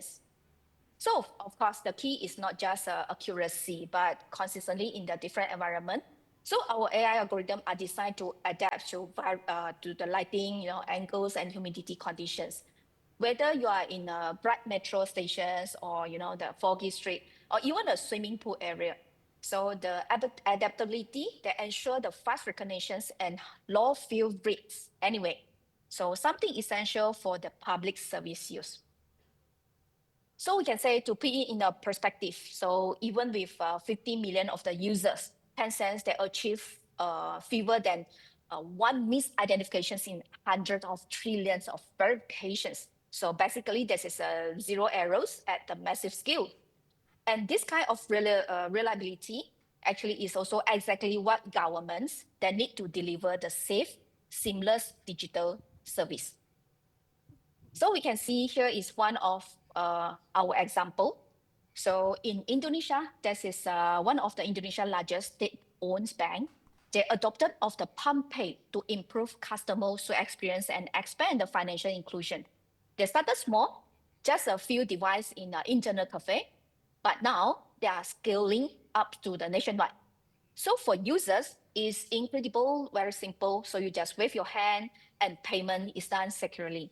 So no need for an apps or physical cards. So perfect for communities where the digital literacy is still developing. And this is another one at our Shenzhen University. So students that use their palm recognitions for everything from the cafe payments to shuttle bus access. So this is a great example to how trusted AI can be integrated into our daily campus life. So turning a simple hand gesture into a complete and also the secure ecosystem. So this is another in Indonesia. So some school now, they are using the palm recognitions for attendance tracking and access control. So teachers and students, they are simply scan their palms, to check in, which connect directly to the school's learning management system. So in the buildings, the employees can also use their palm access to enter the office. So they can replacing the ID cards with something that can't be lost or stolen. So this is one of my favorite cases in Beijing Daxing subway. So this is the world's first underground railway. Okay, they are adopted for the palm scanning for fare payments. So passengers, they don't need tickets or phone, and they just wave the hand and to board. So it's not only fast, but I have mentioned many times also it's very secure with all personal data encrypted. There's a digital trust in motions. So we even use this internally in our Tencent office in Shenzhen, Guangzhou, even though in Singapore, Malaysia office as well. So the palm scanning, they control canteens payments, office access, over 3,000 scans daily with zero complaints. So it's fast and very popular amongst the employee and also the visitors. So it's a great proof that once people they experience the convenience, they will love it. So beyond payments and cases, like palm recognitions also can work for like public transport, airport board, conference room access, you can see, the smart buildings, and also the government's facility. So basically, anywhere you need a secure, the contactless identifications. So this technology, it fits perfectly. So when we talk about digital trust in modern governance, it's really about the combining the AI accuracy, the cloud security, and also the human consent. Palm recognition is a great example of how technology can make public service more inclusive, like efficiency, and also the trustworthy. So we want to build a digital trust. We don't just need a strong tech, but we need a thoughtful design that give people control over their own identity. So this is how AI and cloud can reshape the governance, making the technology invisible, but trust visible. So thank you so much for having me today. If you'd like to know more about all export collaborations, please feel free to contact me. I'd love to connect, and hopefully next time in person in Armenia. Thank you.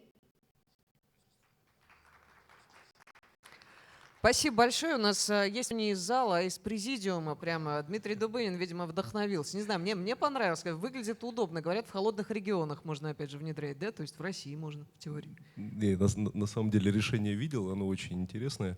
Но когда мы это обсуждали, на тот момент было как?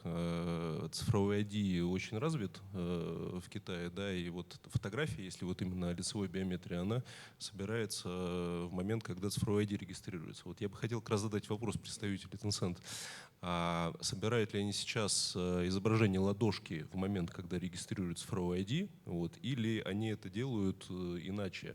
Если делают иначе, то каким образом они удостоверяются, что именно то лицо, которое сейчас сдает эту ладошку, соответствует между собой? Вот, что это именно тот же человек? Очень интересный вопрос. Дмитрий, спасибо большое. Госпожа Шинисо, вы на связи с нами по-прежнему? Да, все, отлично, слышим вас. I'm so sorry because just now I didn't translate, so I'm not really understand on Russian. Sorry, if anyone can be translate for me? I can surely do that. I'm here to help. Surely. The question question was whether. Oh, you're doing. Sorry. Okay. Sure that the hand and the face of the individual is like coinciding. You are collecting the handprint while identifying the person at your respective institutions, or you do it otherwise. How you collect that print? Oh, the wins. Actually, this is our technology. Thank you so much. So eventually, this is our technology. So this is on the WAN side. We have actually two light on the hardware. So the hardware we have implemented our algorithm. So they have. Oh, sorry. So they have also implements on our infrared. So that's why the infrared light, they can be actually detect the wind. So meaning that only the live person, they're only able to detect for the wind. So a lot of people, they asked me, they told me, said that, okay, if let's say I want to cut a hand, so can I use it? So there's actually the answer is cannot. So it's meaning that throughout the infrared, so we collect all the wind. But it's not only for the wind as well, but we also collect the palm shape. No. So because everyone, I'm sorry. I think we mean how do you check the identity of this palm owner to this how to register? Individual? Yes. So if in China, so because everyone have WeChat Pay, so we have a wallet, right? The WeChat Pay. So the WeChat Pay also is our ID. Okay, meaning they have also include the passport, identity card as well. So we register the identity card link with my palm. So I need to register on the hardware kiosk. Okay, so after they collect all my palm, they're only able to connect with my WeChat Pay together. So this is how we collect the wind. But definitely we have two ways. We have two ways. So one is we collect on the kiosk side. One is actually we can use the phone. We use the phone to record the handshake and the wind. And then after that, we just do one time for the verifications on the. Thank you. Welcome. В общем, мне кажется, финовые следующие надо в Китае проводить, чтобы разобраться, как это работает, как это возможно экстраполировать на какие-то другие страны. Ну, мессенджер Макс, очевидно, тут в помощь или нет. В чем скепсис был, Алла Станислав, Дмитрий? Вы сейчас про вопрос имеете в виду, да? Ну, в чем, вот так вот переформулирую, какие вы видите сложности при реализации вот такой вот системы биометрической? Ну, банально. Ну, во-первых, фрод. Да, то есть это, наверное, самое первое, что может возникнуть в данной ситуации, потому что, ну, я не знаю, какая статистика, условно, может быть в Китае, да, относительно того, есть ли там фрод. Вот коллеги показывали презентацию о том, что там, по крайней мере, соответствие 100% по ладошке, да, не было ошибок, по крайней мере, да, вопрос. То, что ошибок при платежей нет, это прекрасно отражает технологию, но при этом не означает, что этой технологией пользуется валидно кто-то, да, то есть что карточки к аккаунту условно не присоединился кто-то другой, да, то есть, ну, представьте, у человека есть карта, даже если у него сдано лицо и по лицу он платит, но при этом ладошку кто-то сдал другой. Вот, и пользуются этой картой по ладошке, да, то есть по другой модальности. Это же общая проблема для всех, для всего биоэквайринга. Это не только для биоэквайринга проблема, даже банально карту. У вас есть своя карта, которая оформлена на вас, вы дали ее другому человеку, ей пользуется другой человек. А если это, к примеру, человеку, у которого есть социальные льготы, то он, по сути, получает льготу за вас. Вот, что, ну, по сути, является фродом. Вот, поэтому здесь как раз и вопрос в том, а как сделать так, чтобы 100% быть уверенным в том, что именно вот эта ладошка, которая сдана именно тем человеком, потому что лицо сдается при регистрации цифрового ID. Это в полиции происходит. То есть там гарантированно человек получает. То есть какая-то двойная идентификация. То есть, либо ладошку нужно сдавать там же, собственно говоря, в полиции. Да, конечно. Да. Дмитрий, но мы же не знаем, как все работает. Там не только этот платеж. Если есть очень много, на очень многих местах, очень многие базы взаимосвязанные, и в какой-то момент какая-то камера там снимает, и централизованно или не централизованно, можно это проверить через какие-то итерации. То есть не обязательно по маленьким платежам иметь обязательно быть уверенным, что это тот же человек, но через итерацию, когда вы входите куда-то и вы логинитесь лицом и платите рукой, все, там уже вы попали под эту двойную идентификацию, и система может прослеживать. И с использованием разных метадата и разные даты по разным сервисам, в принципе, можно это контролировать. Я согласен, что можно, безусловно, здесь возникает только один момент. С учетом того, что технология в принципе непроста с точки зрения вот ее масштабирования, да, потому что не все доверяют, да, ну кто-то боится даже откровенно, да, вот пользоваться.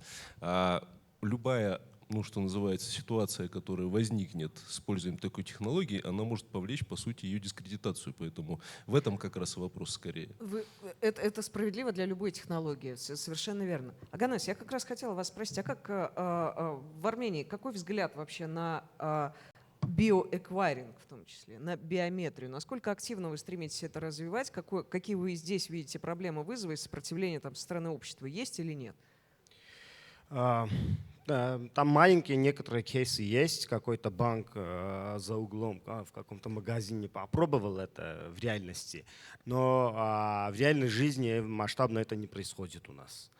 Вообще-то по логике, как мы подходим к цифровизации, я тут слушал и записи делал, что НРСС говорит и что Дмитрий говорит, как мы делаем наши сервисы. У вас и, наверное, в Китае тоже как-то такие сквозные сервисы, там все зашито. В нашем случае, то, что НРСС говорит, мы делаем эту инфраструктурную штуку идентификации. Дальше реальный сектор должен сам по себе это внедрить, не внедрить, кто-то что-то внедряет или не внедряет. И очень много проволочек у нас по линии юрисдикции, в смысле это как персональные данные, куда прошли, система consent, как будет на русском?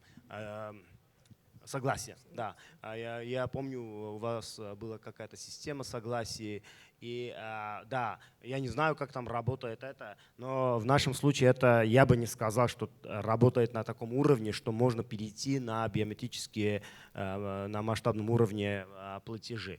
Хотя есть разработки технические, все на месте, и алгоритмы, в принципе, скачать и сделать все можно. Просто вопрос юридический, вопрос инжиниринга, вопрос бюрократический. В этом смысле у нас мы отстаем в этом. И последнюю, в случае биометрии, в случае идентификации, я думаю, не бывает один ответ на все вопросы. Есть разные ситуации, есть серьезные вещи, есть очень никчемные такие ситуации, когда не надо заморачиваться и клиента, и финансовых организаций грузить большими регуляциями. Спасибо большое. Ну, вопрос доверия к биометрии в России, он на самом деле тоже довольно остро стоит. И, кстати, нам вопросы на эту тему тоже приходят к нашей сессии. Большое спасибо. Уже достаточно много вопросов пришло на нашей платформе. Обязательно постараемся все успеть задать. Ну и напоминаю о возможности голосом, вот тоже живьем, задать вопрос любому из наших спикеров. Вам дадут микрофон, поднимайте руку, вам передадут микрофон. Скоро уже до этой части мы тоже дойдем. Карен, с вами хотела бы тему идентификации, как раз цифровой идентификации и доверия продолжить. Вот компания MID как раз себя позиционирует как поставщик услуг идентификации и доверия. Вот именно в такой формулировке. Целый ряд решений в Армении вы уже внедрили. Недавно вот еще Mobile ID для пользователей eSIM запустили. Вот можно чуть подробнее о ваших самых актуальных таких проектах и трастовых услугах для финсектора попросить рассказать? И если у вас есть комментарий относительно, конечно, Palm Pay, то тоже приветствуем. Я смотрю, это самая сегодня такая спорная тема у нас. Okay, I'd like to first thank the organizers. Great pleasure to be here. And also to the audience, good morning, Barevzes. Maybe I'll take a step back and try to really tell what the trust services are, because I feel like there is a slight confusion. I was reading the agenda yesterday. The Russian translation of digital trust services were trastовые услуги. So we are anything else but the trastовые услуги. And then we talked about the biometrics. No, we are not doing biometrics. So allow me to briefly explain maybe what we mean with the trust services, because this is a relatively new vocabulary, not only in Armenia, but worldwide as well, right? Now, in the financial sector in particular, but overall, everywhere, trust matters, right? identity, consent, and integrity are the foundation of those trust.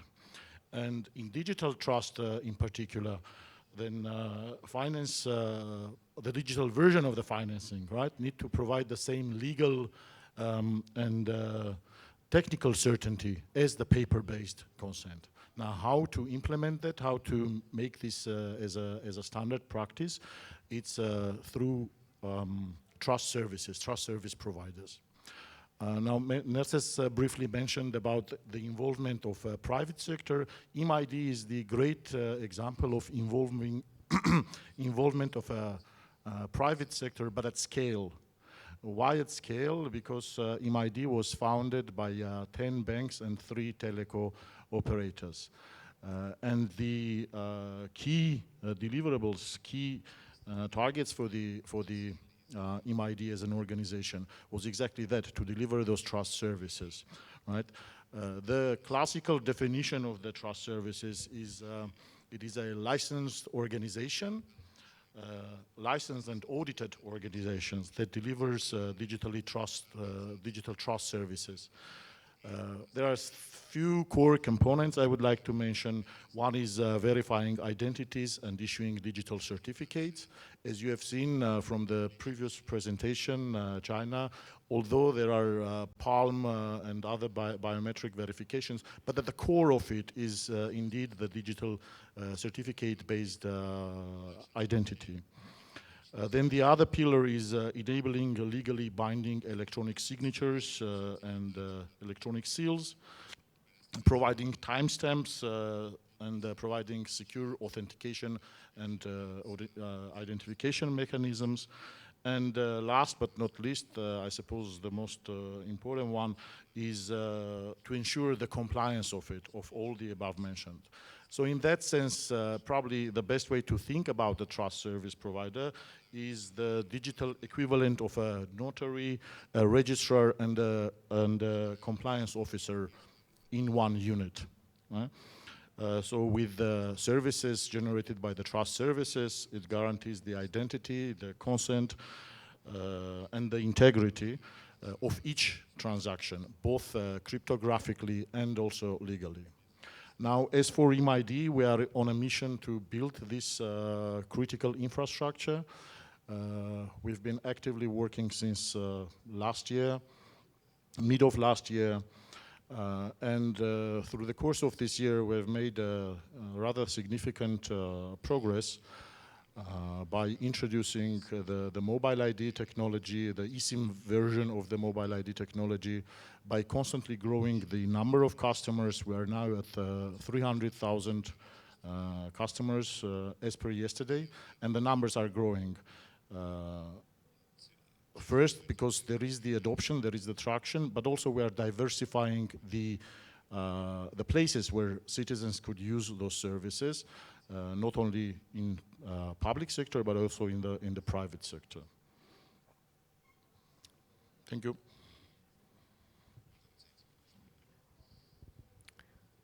Спасибо. Спасибо вам большое. У нас уже времени не так много остается, но я все-таки постараюсь, чтобы в конце несколько вопросов мы успели принять из зала. Микаэла Маргаряна приглашаю на эту сцену. Микаэл к нам присоединился, генеральный директор Cube Invest. Здравствуйте, Микаэл. Я знаю, что Cube Invest к нашему форуму приготовил очень значимое событие. И буквально сегодня презентация случилась, да? Да, буквально сегодня презентация случилась. Давайте я маленькую презентацию подготовил, сделаю. Сегодня поговорим немного о бандовом рынке, облигационном рынке Армении. И у нас интересный проект. Буквально со вчерашнего дня мы начали новый выпуск облигаций Далан Технопарк. Сейчас немножко расскажу об этом. Cube Invest — это армянская инвестиционная компания, которая была создана в 2017 году, уже более 8 лет на рынке, которая лицензирована и регистрирована Центральным банком Армении.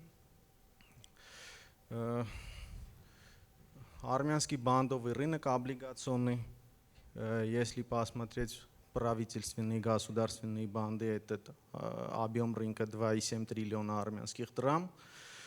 Корпоративный рынок облигаций это 650 миллиардов армянских драмов. Здесь 36 эмитентов существуют в корпоративном рынке облигационном.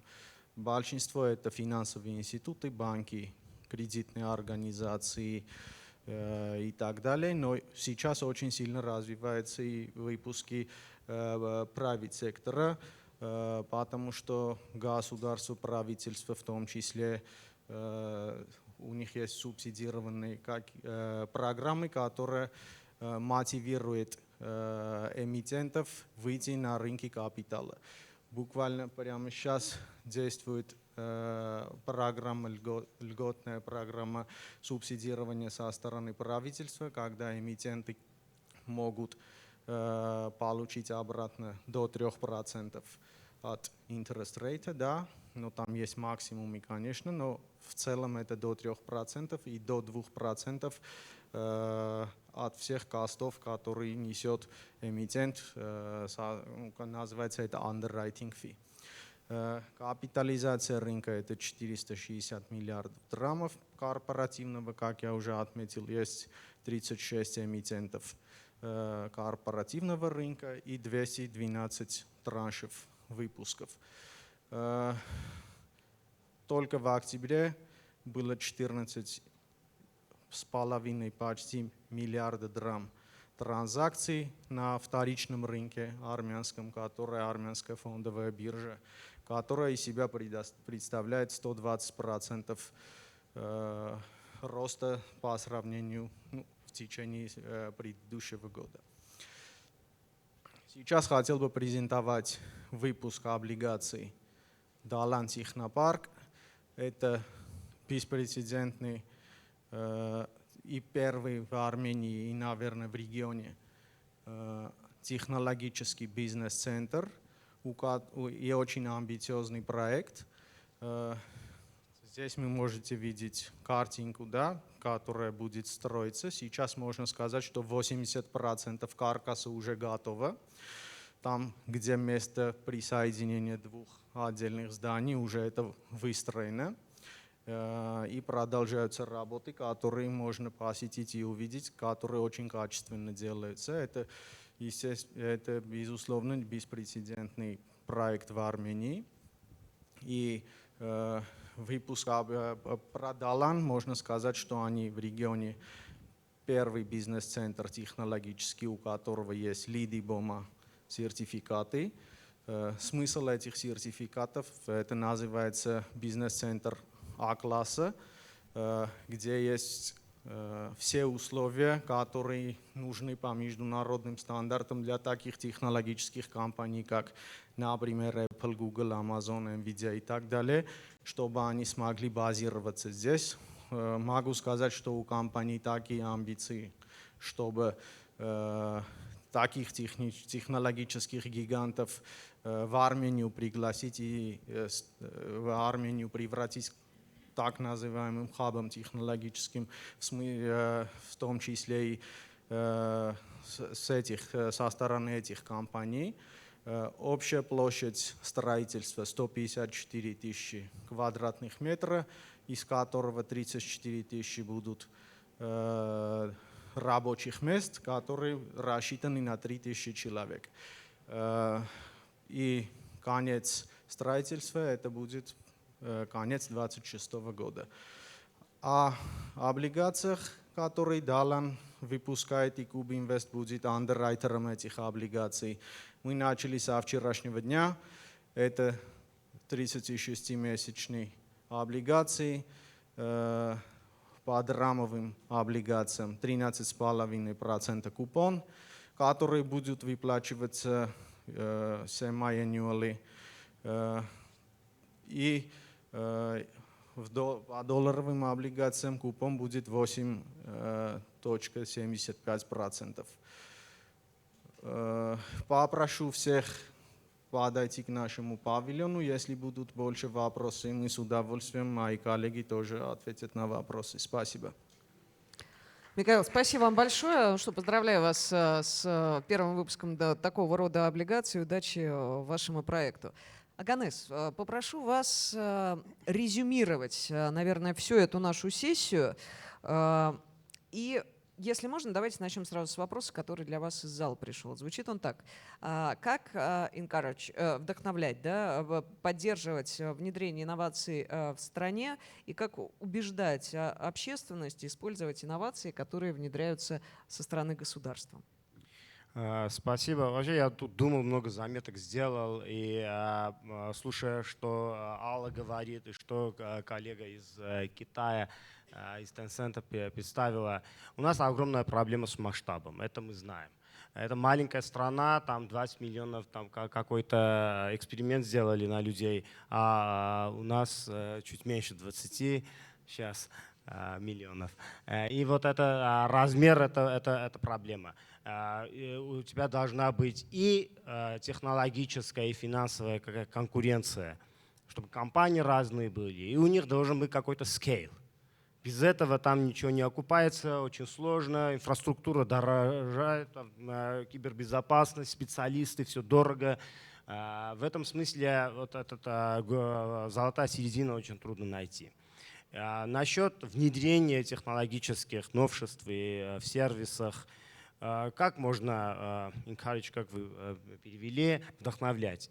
Наверное, самое лучшее вдохновление — это то, что если кто-то не будет пользоваться, не будет фамильярным этими сервисами, не будет в нем, через какое-то очень короткое время может у него быть сложности покупать, скажем, хлеб в магазине.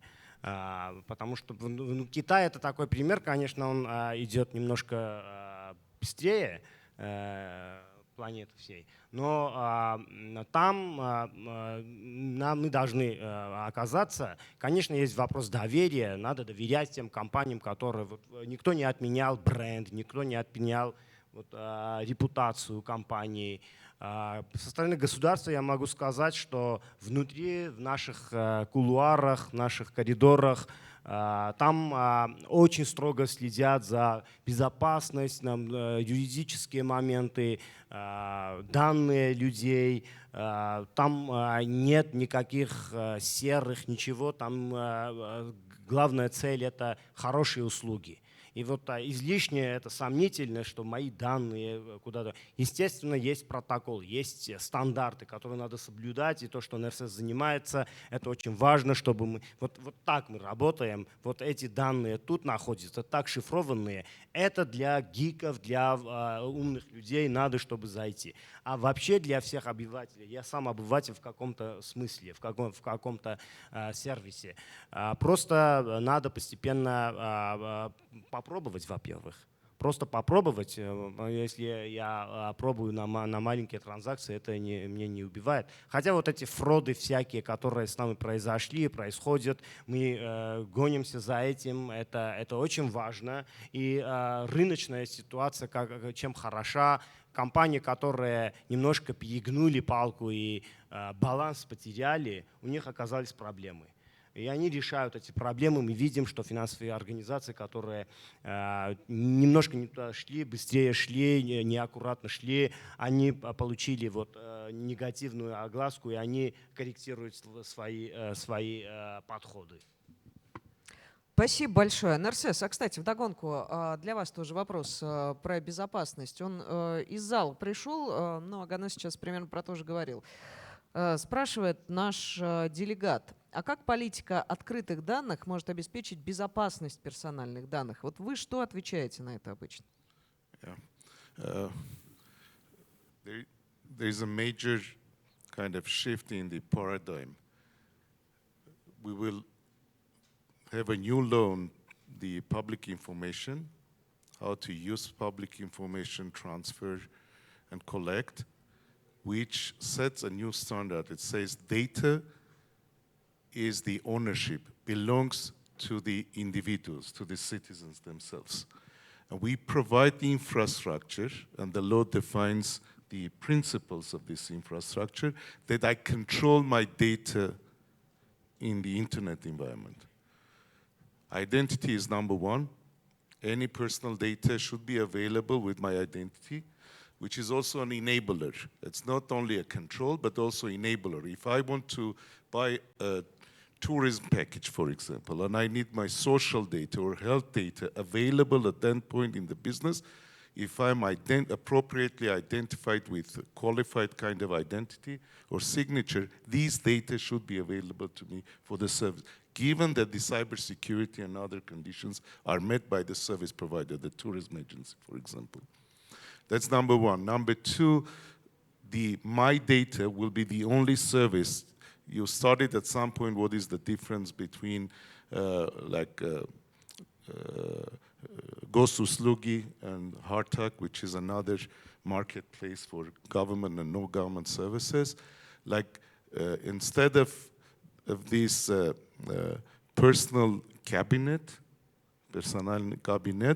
we will have my data concept, which means me as an individual will be a member of X-Road, which is a secure, encrypted kind of exchange of data, like the interoperability platform, and any data acquired about me, the logs will be directly available to me. In a way, if I'm driving on the highway and the road police, basically check my plate, I'll instantly know about this myself. I know that the police was interested, and this is the most important way of getting control over my data. Not all the individuals, given the experience of other countries, would go and check whether their data is appropriately controlled, used or not, but because it's open and available to the professional world, even at the code level, they'll be able to basically explain whether my data is appropriately, securely used in the data system or not.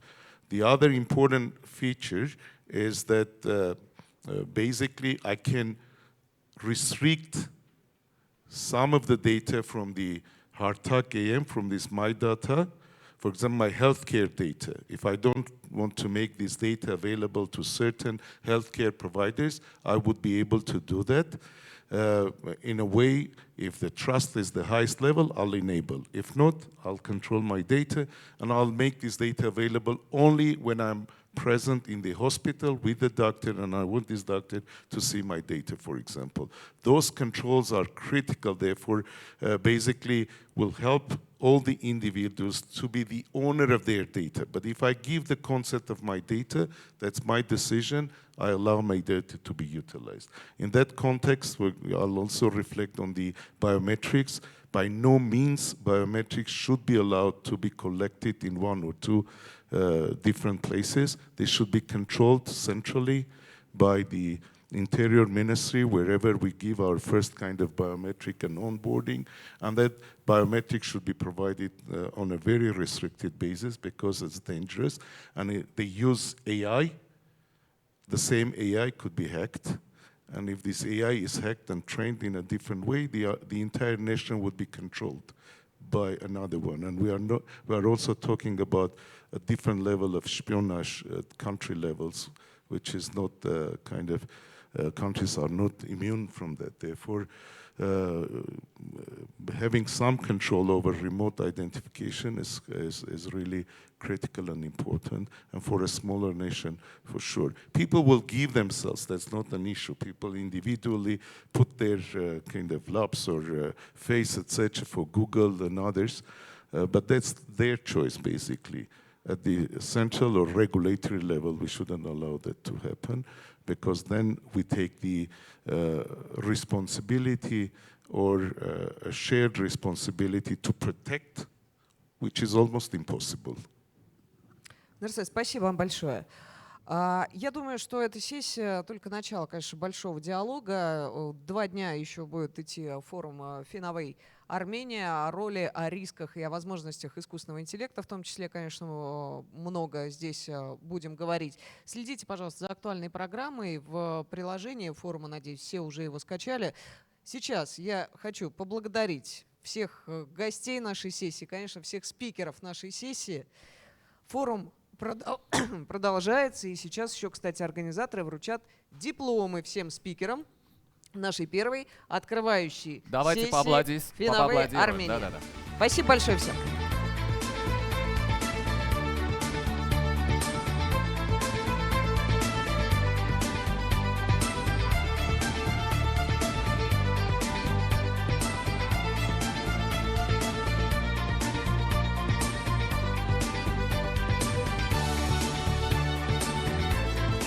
Congratulations upon the certificates. Let's give a big round of applause to our wonderful panelists and to our moderator, Elina Tikhanova. Thank you very much. Спасибо вам, Элина, за эту интерактивную, очень интересную модерацию. Ladies and gentlemen, we're having a coffee break, and this is the right time for the exhibition hall. Try to be back here, not to try, just be here at 1:30 so that we continue our next session.